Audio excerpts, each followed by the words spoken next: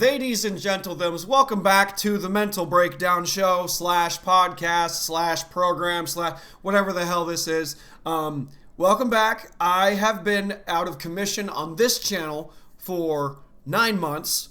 The last episode was a rant on the wildfires. That's how long it's been. That's how freaking long it's been.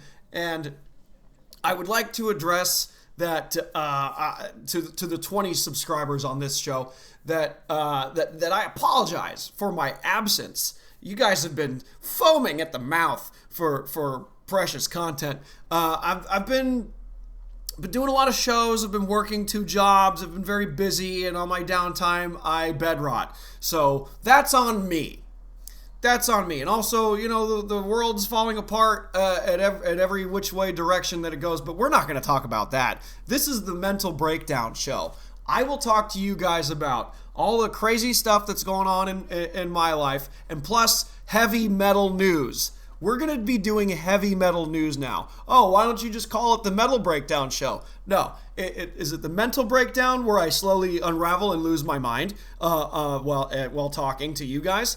Or do I just cover metal and rock news? Let's do both. Let's do that. But before we get into that, this was I thought of this channel, this idea, as an interview show where I talk to my friends and we discuss their mental breakdowns. But the thing with that is a lot of it is technology, budgeting, and sort of what how's it made? You know, how's the sausage made on this thing? You know, and I want to have people on, of course, but there's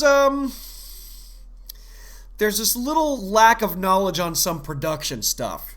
You see, we're working with a camera right here, and we're working with this microphone that's attached to the laptop, and we're recording on that. So that's easy for one person to handle. But for one person to handle, you know, 2 cameras, and they're placed every which way, and the lights and all that, usually there's another guy for that. There's like a producer, someone that's pressing the 1s and 2s, that's changing angles and doing all the editing. I'm just one dude.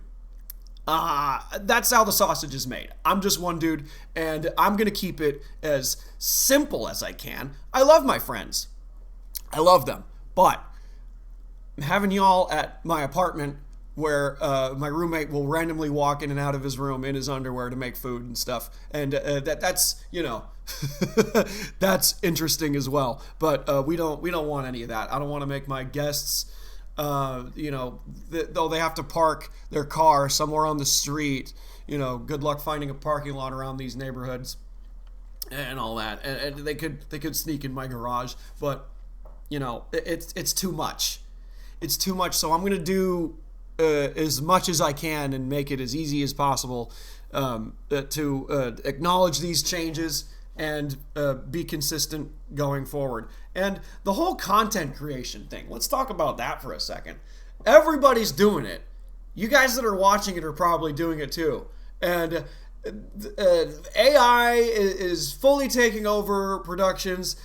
Tilly Norwood is going to play every role ever. No one's going to be hired for anything. ChatGPT is replacing lawyers for legal cases. The robots are taking over. And what would a wayward artist in LA do but to go full punk rock and just do it on his own? So that's what we're going to do. I'm also holding myself accountable to keep, you know, creating and keep hanging out with you guys on here and keep building this thing. Because, no, William Morris ain't going to send you an envelope in the mail saying to join their agency. It's just not going to happen, you know. So you gotta do it all on your own. And none of this is AI. This is 100% real. There's no BS. There's no filter. See, there's no filter. That's another thing. Absolutely no filter. We're just talking. There's no teleprompter. There's no script. I mean, I have notes for reference points in case I lose my ADHD self, but it's all raw. It's all mental breakdown. I'm slowly losing my mind every week, and we'll get to a point where I'm just going to be in a straitjacket, just going like, Trump is taking over the world, he's going to be the president forever, and it's all fucking, like, we could do that in an instant, but that gets tiring. And we could totally have a meltdown and just lose it, and then this turns into a whole conspiracy corner, attaching things to walls, going like, all right, this guy's connected to this guy, and we could do that. But I'm not that crazy. Look, I know I look like I sell exotic animals out of a yard, but I'm manic. I get a little tismy, I get a little stimmy and distracted a lot. But this is more for me. And the little cult of this that is happening here. So I want to get more into that. Plus, this is therapeutic for me. This is therapy. I've been watching too many of my heroes talking to a camera on YouTube or Spotify or wherever you're viewing this, and I'm watching them do it, and I'm just sitting there like a fly on the wall, going like, oh man, one day I wish I could. Now it's time for me to really step it up and get this going. Ooh, did we hear that? Did we hear that knuckle crack? Yeah, this is major ADHD. Every little thing could distract me. But yeah, if I'm gonna do an interview show, it's gonna be like way later down the line, and it's just gonna be, that's how you would get more views if you had a guest, but. I am no longer about that life. Not a tech savvy guy. I did an interview with a good friend of mine, and the card got corrupted on the camera, and I didn't know how to fix it, and I was just like, fuck, what the fuck do I, like, what do I do about this, do I keep doing this, do I bed rot for 9 months and then and keep getting yelled at by my coach going, hey man, you need to be making videos, you need to rock YouTube, and you need to talk about stuff that's educational and that keeps people interested. I hear you, coach. Getting to it. It's just there's a lot of there's just a lot going on with my confidence, and I'm gonna work on that. So welcome back, Mental Breakdown Show. Happy to be here. Let's get into it. Let's get into the first part of this, and then we'll do metal news. So I just did a road gig in Arizona, and I did it was comedy show, and I was thinking, I'm doing this show. I'm driving for 6.5 hours, 400 some odd miles, to do a gig for $50 and a chicken sandwich, and I'm totally against doing auditions for TikTok videos and online ads, and what they call it in the breakdown is vertical short form. That's skits for TikTok or some private platform that you have to go under a paywall for. Those gigs are like a couple $100 a day for a 1-day shoot or a 2-day shoot, and it's not really. It's vertical short form. It's not TV. It's not an ad. It's not a movie. It's just nonsense, and I'm too proud to fully pursue an audition for those projects and probably land a few of those projects, because I have a BFA in acting. I studied theater, Shakespeare, stage combat, vocal lessons, musical theater, all that stuff. And I won't do vertical short form because I'm an artist. I'm too proud. This is a nothing. This is a brain rot project. What is this TikTok? Oh, but it's $400. But I'm willing to do well-crafted jokes about how I'm on the autism spectrum for $50 and a chicken sandwich. Something's not adding up here. Am I insane? Am I insane that I'd rather do dick jokes on stage than, play the game and look out for, acting roles that are stupid and low vibrational? oh, let's get this gig and let's have the crafty service be an open peanut butter jar with a knife stuck in it. But I'll totally get comped on Comedy Club nachos. That's totally not going to mess up my gut later. You get what you pay for, man. And I've got to set my priorities straight because I should be doing that stupid shit for, a pretty penny. Because that can supplement the other stuff. And I need to just put my head down and play the game, Excuse me.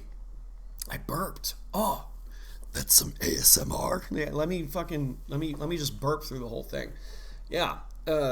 So I need to fix that. And vertical short form, it's just people that will watch the video for 10 seconds and go, ha! And then just move on to the next thing. Nobody remembers you. It's just something that that you doom scroll in your bed. There's more and more people doing that. I was doing that way too much. It was getting to a point where I am not in shape anymore. I am noodle arms. I gotta get back in shape and get right, because I only got one body. This is only one life, and it ain't gonna get any easier.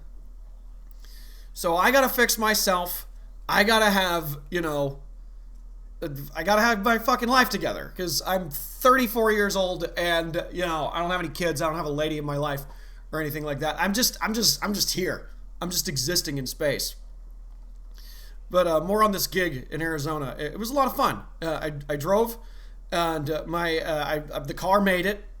The car made it, but there's some symbolism here, because now I get to the gig. I try to back up into a parking space. The car does not want to go in reverse. It doesn't want to go backwards. I know this was a problem before, but now it just won't do it at all. Because what I would do, I would put the car in park, put it in reverse, back up. Easy enough, right? It doesn't want to go backwards, so I keep switching the gears, giving it a little gas, and doing these little tiny meticulous things to make it go backwards. And after about 10 minutes of doing it, she'll eventually go backwards. There's a transmission issue. I drive all the way to Arizona to do this gig, and I have to put the bitch in neutral and skateboard it and push it back with my feet while turning the wheel ever so slowly, because it's a pretty heavy car. And I'm like, okay, this is the sacrifice that I have made. The car is dead. It won't go backwards. And why it's symbolic is that I can no longer go backwards anymore. We're only moving forward. So, I'm shopping for another car, which I don't have the money yet for it. But I'm looking around. I have a friend in the car business, and I gotta get wheels, because I can't get to the next road gig if the car can't, go backwards. That'll be embarrassing. I'd be parking into a spot, and then I'm like, oh, great show, guys. Thanks for coming out, everyone. I get in the car, and I get out and push it out of the space. That would just be embarrassing. Imagine picking up a girl for a date. You're like, oh, hey, we're here. I'm picking you up for the date. And then I have to parallel park to the restaurant or whatever the fuck. I'm like, hey, can you get out and push the car? That's not going to work. So, my own confidence in that aspect is shattered again, as opposed to not having a car at all. But another thing that happened to the car on the way back is that my CDs weren't playing. It's unable to read the discs in my car. That's how old the car is. It has discs. It's a 2007, but it won't play the CDs. I'm like, okay. We're going to raw dog this whole 6-hour drive back in complete silence. Okay. We're going to be left to my own thoughts and devices going 90 miles an hour the whole way back. One slip on the wheel, one pothole too deep, and I'm a dead man. Or a severely injured man stuck in the middle of nowhere. And I've got all the intrusive thoughts running in my head while I'm just driving in the desert, you know. Oh man, am I gonna get tired and veer off into a ditch and die? Oh, am I gonna crash? Oh, am I gonna, is a truck gonna fly by me? And I have all these intrusive thoughts of like, all right, how am I going to die? I keep thinking of that a lot. How am I going to die? Is it going to be peaceful? Is it going to be quiet? Or is it going to be excruciatingly slow and painful? I keep thinking about that a lot because I don't want to die. I'm fine. We don't need to call 988 on me. We don't need to call 988 on me. We don't need to check up on me. We don't need to leave a comment saying, hey, we care about you. Please stay. You don't have to encourage me on that because I'm not. I'm not feeling that type of way. God, this is already going to get flagged because I'm talking about the unaliving. We don't like that phrase, the S word. All right, that's been my mental breakdown of the week. Now let's get into the section where we go into the metal breakdown. Yes, the news. Let's get into the news. What do we got here on the metal breakdown section of this show? Bruce Dickenson sings the U.S. anthem at a Kings game. Ooh, fun. What's this say? Oh, this is cool. The lead singer of Iron Maiden singing the U.S. anthem at a Kings game? That's cool. Their home opener. Okay, let's see what we got. Iron Maiden's Bruce Dickinson sang the U.S. national anthem when the Los Angeles Kings hosted the Colorado Avalanche on Tuesday, October 7th at the Crypto.com Arena in Los Angeles. Okay, now, first of all, I've been native to L.A. my whole life. I'm not calling it the Crypto.com Arena. It is still Staples Center in my heart. I will never read it as Crypto.com Arena ever again. The LA Kings hosted the Colorado Avalanche on Tuesday, October 7th at the Staples Center. Thank you very much. As part of the NHL's National Hockey League first day of regular season play. The game was the third of 3 broadcast games on ESPN. Video of Dickinson's rendition can be seen below. Yeah, I'm reading this off of blabbermouth.net. That is the source for the metal breakdown. Shout out to Blabbermouth for letting me have this opportunity to read to spread the gospel that is metal news. Okay, looks like Bruce he did the song and it looks like it did well, but the thing is with a British metal band singing the U.S. anthem, I feel like Five Finger Death Punch might have missed an opportunity here. Or maybe Chino from Deftones might have missed an opportunity here because we could hear the powerful vocals of Bruce Dickinson doing the U.S. anthem, or we could hear Chino Moreno from Deftones whine and cry about, oh, say, you see, by the doors. It's very whiny and emo. Could you imagine that? Like a whiny, like horny, sad guy singing the U.S. anthem? That'd be great. But, I bet it was a great rendition of it. I don't see it right. I can't catch a video of it right here. And also if I do play it, I'll get a copyright strike. So, what are we even doing? Yeah, that's pretty cool. Bruce Dickinson doing the national anthem. That's pretty nice. As I Lay Dying has announced a new lineup. Okay. If you don't know about As I Lay Dying, the lead singer years back put a hit out on his wife. A murder for hire to kill his wife over, fighting over, their married life and kids and all that stuff. So when that happened, the whole band quit. So what's saying here? As I Lay Dying announces new lineup, shares a powerful new single. Oh, they've got new music out too. Metalcore mainstays As I Lay Dying have roared back with their latest single, Echoes, a track that signals not only a powerful sonic statement, but the beginning of an inspired new chapter for the band. A new chapter? Maybe we're over it. Maybe we don't need to fucking murder for hire somebody's wife and the whole band. All right, so here's what we got. All right, Echoes marks the debut of a new song from As I Lay Dying. Okay, here's the new lineup. Tim Lambesis vocals. That's the guy. That's the guy that tried to kill his wife.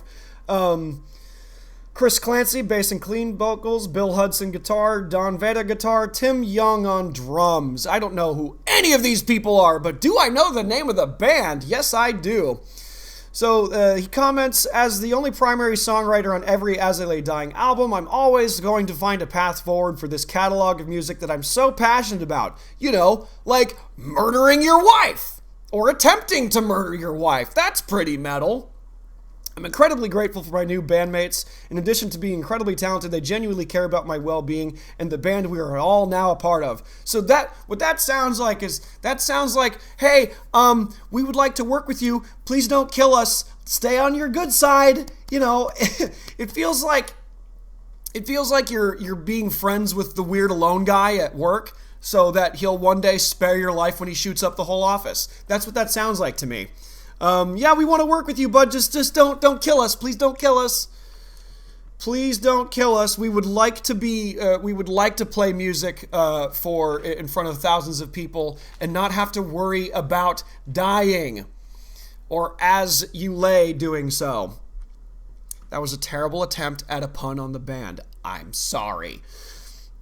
This is why I did the short form. The short form was so much easier because you could just write jokes on the fly. Additionally, As I Lay Dying will embark on an electrifying European tour. Oh, they're going to Europe first. Great, thanks. Yeah, because America's more dangerous right now. No one wants to. We're going to do Europe first because we don't want to play in a country where there's a dictator. You know, you could go that route, but you know, the free speech people will make all kinds of noise if you make a single joke about Charlie Kirk. Not talking about that. More news, more metal news. Here's what we got here for Megadeth. What's going on with Megadeth? So the bass player here, David Ellefson, questions whether Dave Mustaine's farewell announcement is just an attempt to boost ticket sales. You know what? That is absolutely a great question, because all these metal bands, you know, Slayer, Metallica, Anthrax, they're all getting up there. Iron Maiden's still playing. They've been doing this for 50 years. And a farewell tour just indicates, oh, it's the last time. It's the last time. We got to see them. You know, we got to go see Megadeth. Is it a farewell tour? I don't know, because Kiss tried to do it twice. Slayer tried to do it twice because they just can't hang it up. AC/DC's still going, and you know, Angus Young is still dressed like a school kid. He's 70 years old going, oi, oi, it's time to rock and roll. And they're off time, they're off rhythm because their bones are just so brittle they can't freaking play anymore. So it's a good question to raise about a farewell tour.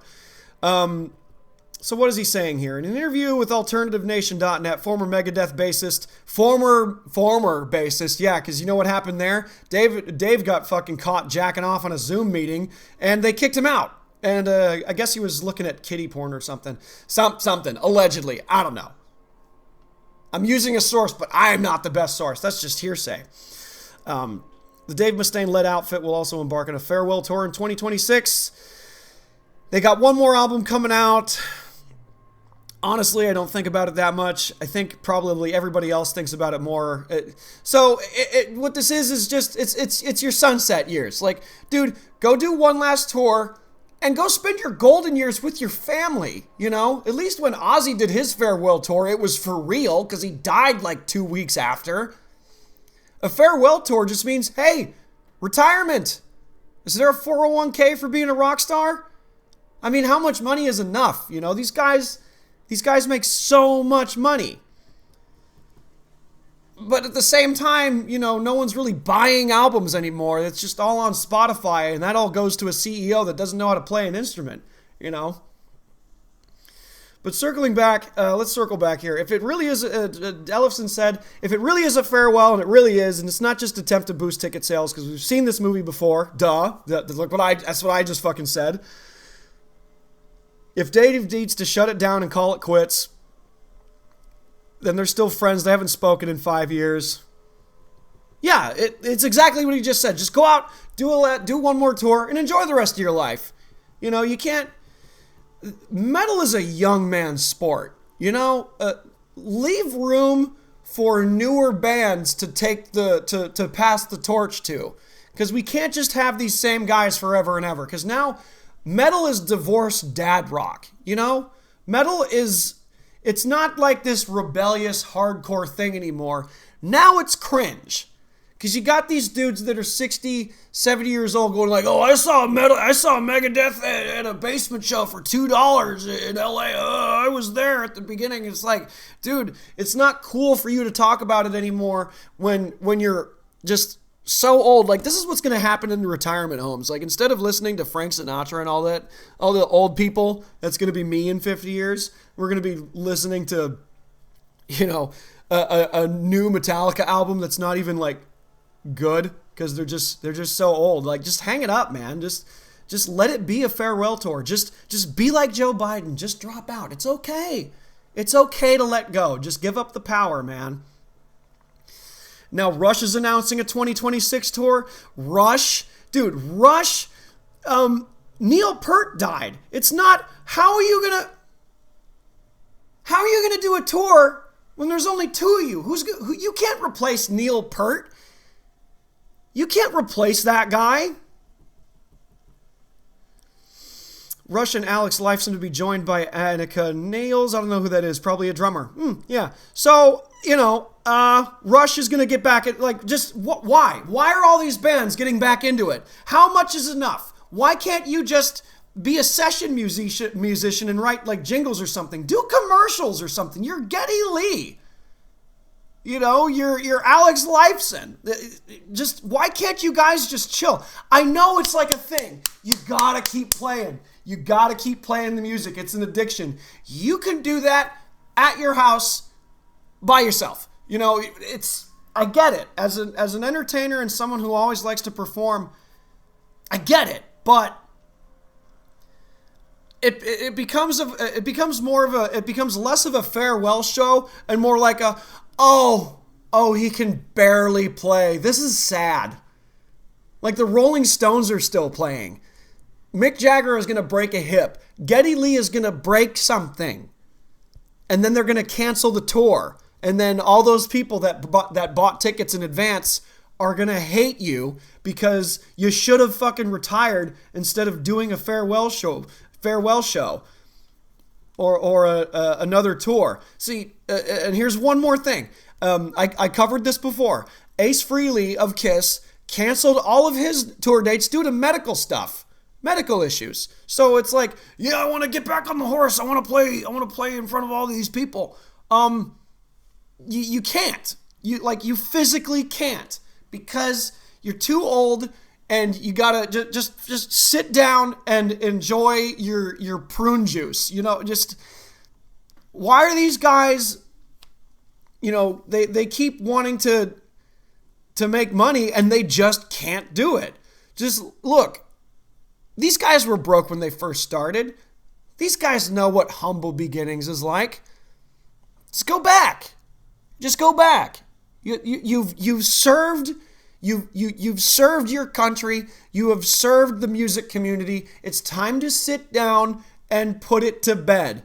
We don't want to rock and roll all night and party every day. We don't want to see an 80-year-old man try to stay up till past midnight and party. It's just sad. Go to bed.